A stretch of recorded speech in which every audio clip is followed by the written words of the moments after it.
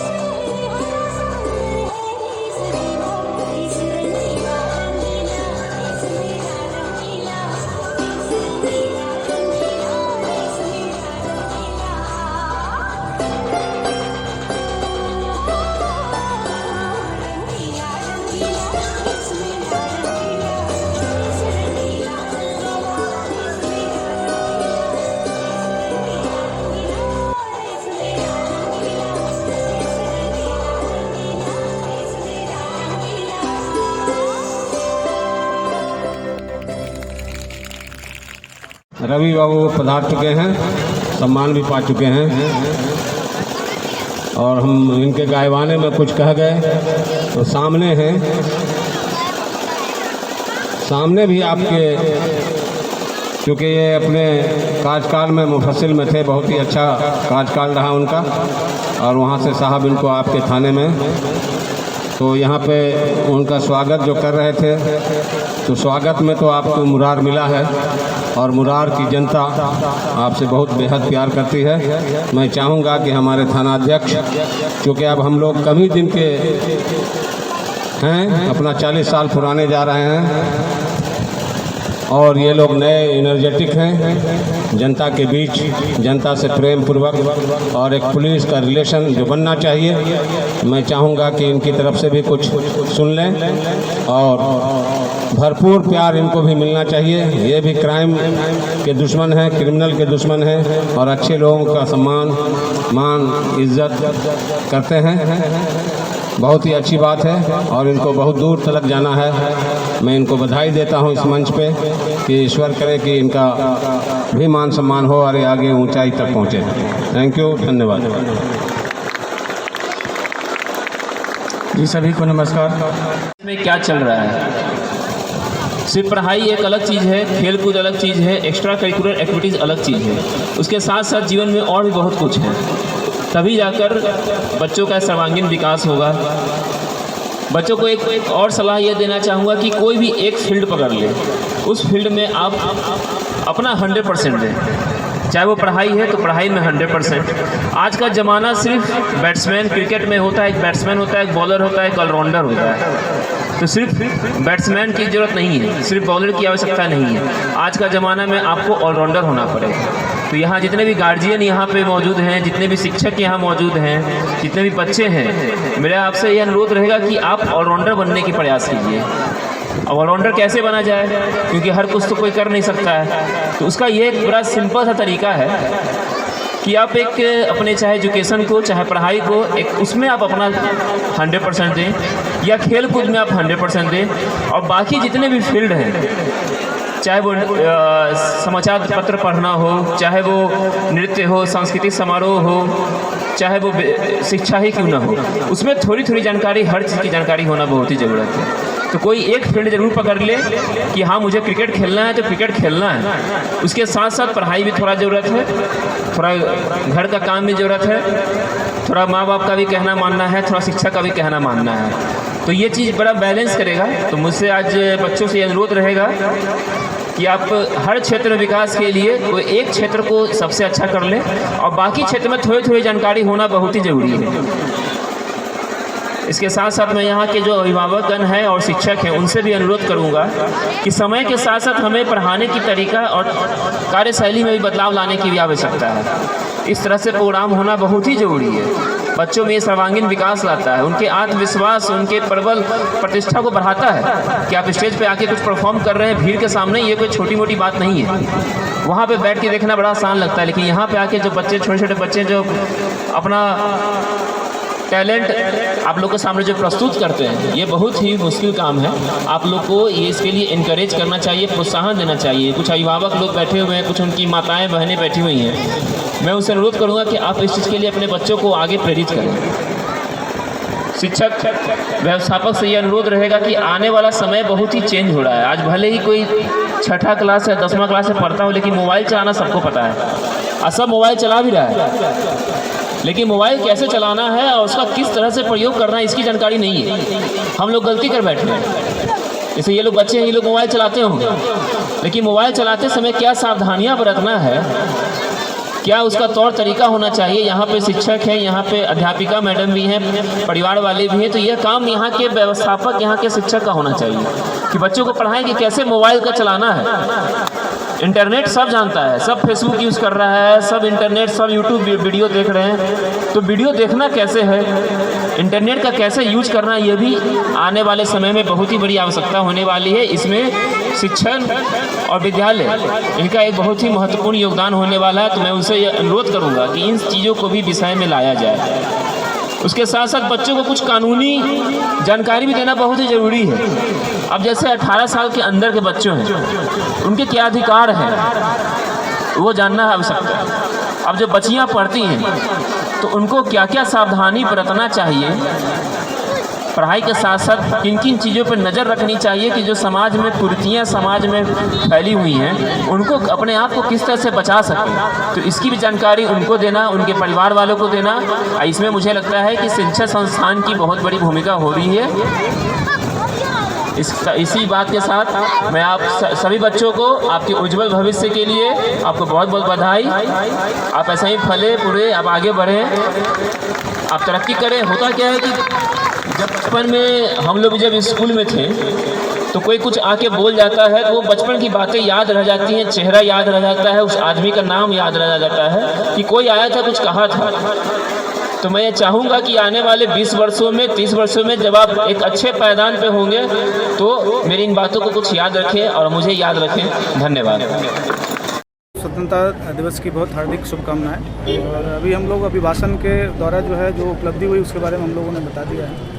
और हम लोगों का संकल्प ये रहेगा कि जो जन सहयोग करके हम लोग जो है वो आगे बढ़ेंगे। उसके लिए जो है हम लोग जनता दरबार का आयोजन जो है प्रखंड स्तर पर, पंचायत स्तर पर कर रहे हैं और उसमें जो भी समस्याएं लोगों की है उसको हम लोग आकलन कर रहे हैं। अभी जो हम लोगों का प्रथम चरण में है कि हर एक प्रखंड में, हर एक पंचायत में सब जो आवेदनें आ रहे हैं उसको हम लोग इकट्ठा कर रहे हैं। इकट्ठा करने के बाद फिर हम लोग जो है उस पर एक्शन हम लोग भी ले रहे हैं। तो अगले जो है 5-6 महीने में हम लोगों का प्रयास ये रहेगा कि जितने भी आवेदन जो है चाहे पंचायत स्तर से आ रहे हों, चाहे बुधवारिया जांच से आ रहे हों, चाहे प्रखंड स्तर से आ रहे हैं, सभी का हम लोग जो है निष्पादन उसमें करेंगे। तो उद्देश्य हम लोग का यही है कि जन सहयोग से जिला के विकास के लिए हम लोग प्रतिबद्ध रहेंगे।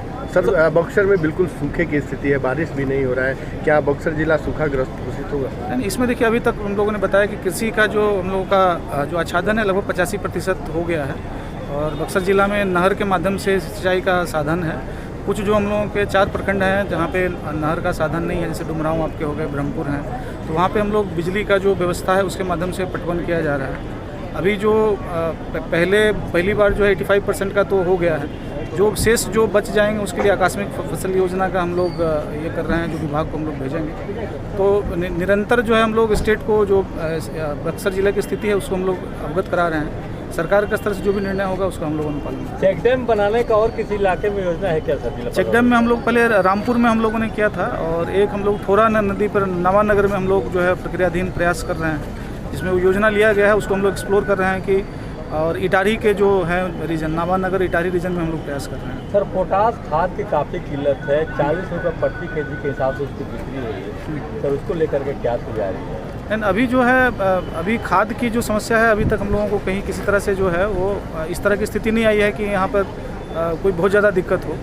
और आप लोगों को अवगत कराना चाहेंगे कि NIC में और जो हम लोग फेसबुक के माध्यम से प्रत्येक दिन का जो है खाद की उपलब्धता किस किस दुकान में है, हर एक पंचायत लेवल में एक जो डीलर है वहाँ तक है, उसको हम लोग अपलोड कर रहे हैं। सर इधर यूरिया की नहीं, पोटास को लेकर किल्लत नहीं, अभी तत्काल तक हम लोगों को किसी तरह की कोई सूचना नहीं प्राप्त हुई है। अगर वो प्राप्त होगी तो हम लोग विभाग से बात करके उसका निराकरण करें। ठीक है सर, थैंक यू।